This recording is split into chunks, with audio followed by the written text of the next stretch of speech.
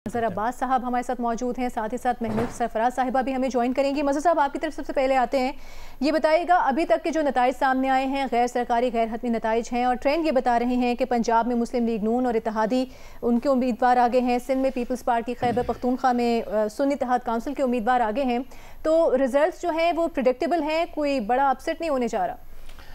नहीं, बज़ाहिर तो नहीं लग रहा कि अपसेट होने जा रहा है, लेकिन कुछ जगहों पे सवालात हुए हैं। 2-3 वाक़यात नाखुशगवार हुए हैं, जैसे नारावाल का वाक़या है, बलूचिस्तान में जो है वो वाक़या है जिसके अंदर वो मुसल्लह अफराद घुस गए थे पोलिंग स्टेशन के।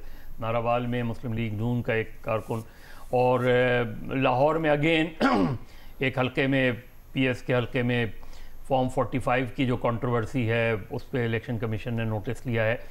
इन वाक़यात के अलावा जो ओवरऑल टर्न आउट एक्सपेक्टेड था कि कम होगा ज़िमनी इलेक्शन में, और वही हुआ। कुछ जगहों पे जैसे चकवाल में अच्छा टर्न आउट नज़र आता है, लेकिन बाद अक़ात जो बाद लाहौर के हलकों में बहुत कम टर्न आउट नज़र आया, जो कि सरप्राइजिंग है। जो अहम सीटें हैं या मुकाबला है उसमें ज़ाहिर है, एक तो लाहौर में NA 119 का मुकाबला था अली परवेज़ मलिक का, और एक्सपेक्टेड था क्योंकि अगर मुस्लिम लीग नून यहाँ से हार जाती है, क्योंकि अभी भी हम नहीं कह सकते, तो बहुत बड़ा अपसेट होगा वो, ज़ाहिर है। इसकी 2 वजह हैं। एक तो ये कि परवेज़ मलिक साहब का बहुत स्ट्रॉन्ग हल्का है ये, उनकी फैमिली का। दूसरे, मरियम नवाज़ साहिबा ने ये सीट छोड़ी है, तो इस हल्के में कोई भी अपसेट होगा तो वो बड़ा अपसेट होगा। जैसे हम कह सकते हैं, अदरवाइज सिंध में बहुत वाज़ेह है, खुर्शीद जुनेजो वैसे भी पुराने कारकुन हैं और पीपल्स पार्टी की बड़ी सेफ सीट है ये, तो वो एक्सपेक्टेड है कि खुर्शीद जुनेजो बड़ी जो दिलचस्प वो है वो ये कि अभी मुनिस इलाही का मुकाबला भी टफ नज़र आता है, और अगर मुनिस इलाही निकाल जाते हैं तो ये शायद इस ज़िमनी इलेक्शन का सबसे बड़ा अपसेट हो सकता है। अभी देखना है, बहुत अर्ली है ये कहना, लेकिन चौधरी परवेज़ इलाही बज़ाहिर लग रहा है कि वो हार रहे हैं। काफ़ी लंबी लीड हो गई है। वो ज़ाहिर है पाकिस्तान तहरीक इंसाफ के सदर हैं, इस वक्त वो मुकदमात वो हैं, जेल में हैं। जो सूरत हाल नज़र आती है चौधरी परवेज़ इलाही की, वो तो नहीं नज़र आ रहा कि चौधरी परवेज़ इलाही निकाल पाएंगे। हालांकि उधर भी एतराज़ आया है, ऑब्जेक्शन आया है गुजरात की नशस्त पे। ओवरऑल अगर हम देखें तो नॉर्मली होता यही है कि जो सिटिंग गवर्नमेंट होती है वो जीत जाती है, लेकिन हमने देखा है कि 16 महीने पिछले जो थे PDM के ही हल्कों से हारी ज़िमनी इलेक्शन। इसी तरह हमने 2018 के बाद देखा कि PTI की जब हुकूमत थी तो मुस्लिम लीग नून इलेक्शन जीती, ज़िमनी इलेक्शन जीती है। तो ये, और जनरल इलेक्शन के बाद जो मिनी इलेक्शन वो होते हैं ज़िमनी इलेक्शन, नॉर्मली उन्हें मिनी इलेक्शन कहा जाता है, इसलिए कि एक तसलसल होता है और अच्छी खासी नशस्तों पर होता है। इस मरतबा बहुत ज़्यादा तो नहीं हुआ, कौमी असम्बली की 5 हैं, सूबाई असम्बली की 16 नशस्तें हैं, लेकिन ट्रेंड ये बता रहा है कि शायद मुस्लिम लीग नून को एज हासिल है और मुस्लिम लीग नून ज़्यादा जीत जाएगी। खैबर पख्तूनख्वा की अनचेंज है, नज़र आता है कि तहरीक इंसाफ या सुन्नी इत्तेहाद काउंसिल जो है वो जीत जाएगी। अली अमीन गंडापुर के भाई वहाँ से लड़ रहे हैं, कोई मुकाबला नहीं है, JUI ने बॉयकॉट किया हुआ है, और सिंध में जो वाहिद नशिस्त है वो पीपल्स पार्टी। जब मज़हब जैसे एक एज हासिल है, हुकूमत है मुस्लिम लीग नून की, जुलाई 2022 में हमजा शहबाज की हुकूमत में 15 सीटें PTI ने निकाल ली थी 20 में से। उस वक्त हमजा शहबाज की हुकूमत थी, लेकिन वो कुछ उस तरीके से वो एज मिल नहीं पाया, बल्कि उसका नेगेटिव ही इम्पैक्ट हुआ। तो इस बार मरियम नवाज़ ने भी कहा है कि हमने ये जो मुख्तसर अरसा अभी हम हुकूमत आई है, हमने आवाम को ज़्यादा से ज़्यादा रिलीफ देने की कोशिश की है, रोटी सस्ती की है, इसकी वजह से खुशाइंद है कि मुस्लिम लीग नून का वोटर निकल रहा है। आप क्या कहेंगे इस पर? नहीं, अगर मुस्लिम लीग नून का वोटर निकल रहा है तो हाई टर्न आउट होना चाहिए था, तो हाई टर्न आउट तो नहीं हुआ, तो इसका मतलब है दोनों तरफ का वोटर नहीं निकला है। अब PTI को इसे एक चैलेंज के तौर पे लेना चाहिए था।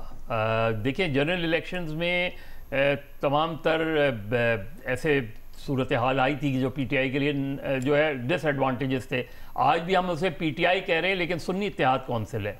ये बताते खुद इस बात की गमादी करता है कि 8 फरवरी के बाद ऑनवर्ड या उससे पहले भी PTI के लिए चीज़ें अच्छी नहीं थी, राह हमवार नहीं थी।